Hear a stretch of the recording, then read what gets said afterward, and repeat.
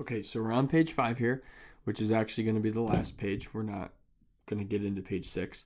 So we just want to be able to practice what we've been doing to identify x-intercepts, vertical asymptotes, and holes. And the other reality is that sometimes the answer is going to be none for some of these. So not every rational function has to have all of these necessarily. Like, don't always have to have holes or x-intercepts. But we are going to then identify what fits these three categories.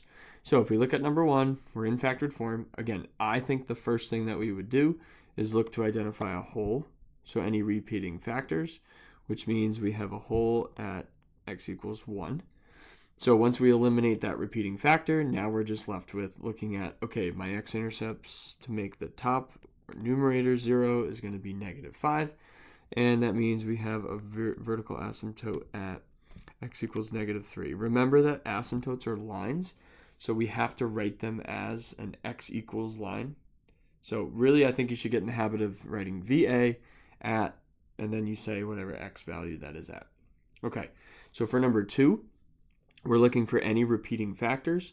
We don't have any, so for holes, there are none.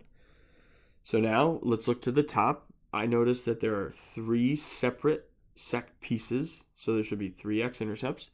The first one occurring at 0, 0. The second occurring at 4, 0, and the last one occurring at -2.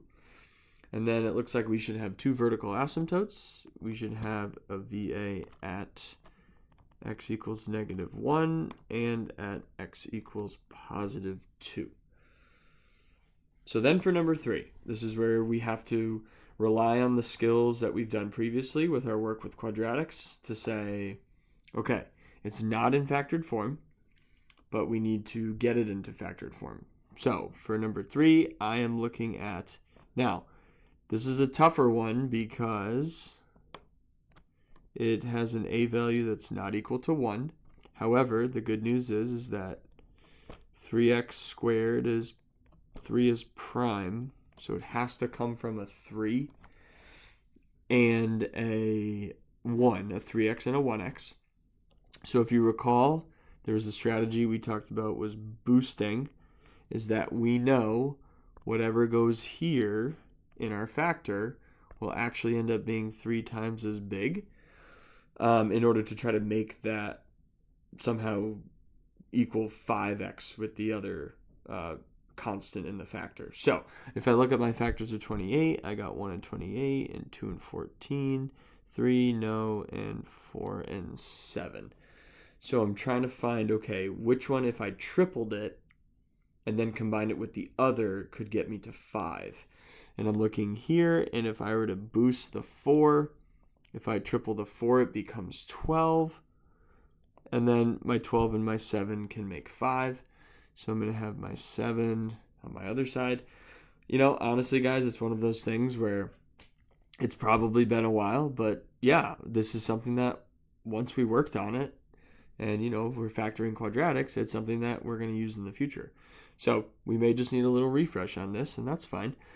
So I know that if I want plus 5, that means that 12 is going to have to get the plus, and my 3x minus 7 will be my other factor. So once it's factored, even if you weren't, that was a little magic there that got you to that point, at least now we can establish, okay, there's a repeating whole factor at x plus 4, so that means there's a hole at x equals -4. And then now that this is eliminated, I do not have any vertical asymptotes since I don't have any function on the bottom anymore, and I will have my x-intercept at +7/3. And lastly, we go down to number 4, and we say, okay, the denominator is not in factored form, but that should be quite a bit easier to get it to that point. So I have x and x makes x squared, and we ask ourselves, okay, what multiplies to 2 that adds to -1? Actually multiplies to -2. Well, 1 and 2 are the only factors of 2, and since we want to add to -1, we're going to get that negative on the bigger number of the 2. So again, we made it a little refresh on our factoring.